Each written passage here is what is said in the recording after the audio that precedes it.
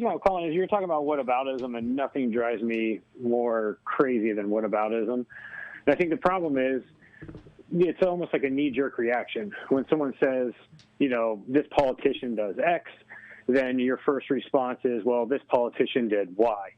When you're not ever acknowledging that what the first politician did could be wrong. I'm sorry, I have to interrupt. When you say I never acknowledge anything, I mean, isn't that a bit much? I'm not saying you in general. I'm just saying when you do. Well, you said you. So you said you. I thought you were referring to Larry Elder. That's why I said.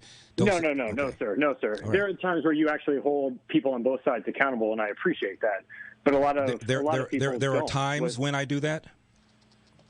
Yeah, there are times. No, I always do that. I'm always consistent. Give me an example. Give me an example when I'm not.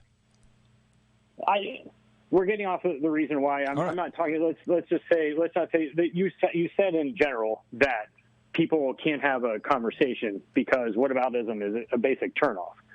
But I think a lot of people use whataboutism, and let's not say you. Let's say a lot of people, because our country has become basically bipolar. You're either left or right. It's a fair criticism, Paul. Let me give you an example of when I use it, when it's being dismissed, and I think it's unfair to dismiss it.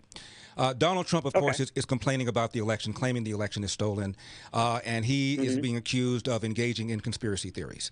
Is it whataboutism, Paul? I'm asking. I'm really asking. I'm not fighting with you. I'm asking. Is it whataboutism to bring up the fact that Hillary for 4 years has used the S word, stolen, and has for 4 years referred to Donald Trump as illegitimate, and people on CNN and MSNBC, the ones that are accusing Donald Trump of undermining the integrity of our elections by using the S word, stolen, when they don't say that about Hillary? Am I engaging in whataboutism, or am I talking about hypocrisy?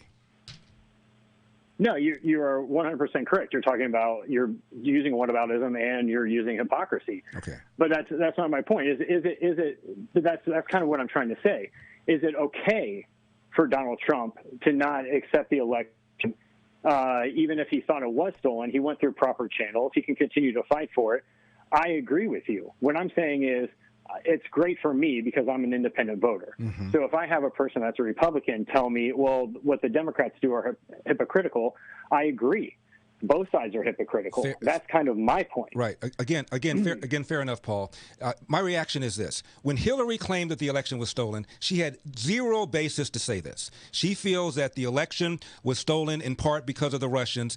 The intel community looked into whether or not the Russians interfered. They found zero evidence that they interfered with vote tallies, and they did not find any evidence that whatever they did changed the outcome of the election. Yet, Hillary has convinced, and many people on the left have convinced 78% of Democrats, to the point where 78% believe that the Russians not only interfered, but they changed the outcome of the election.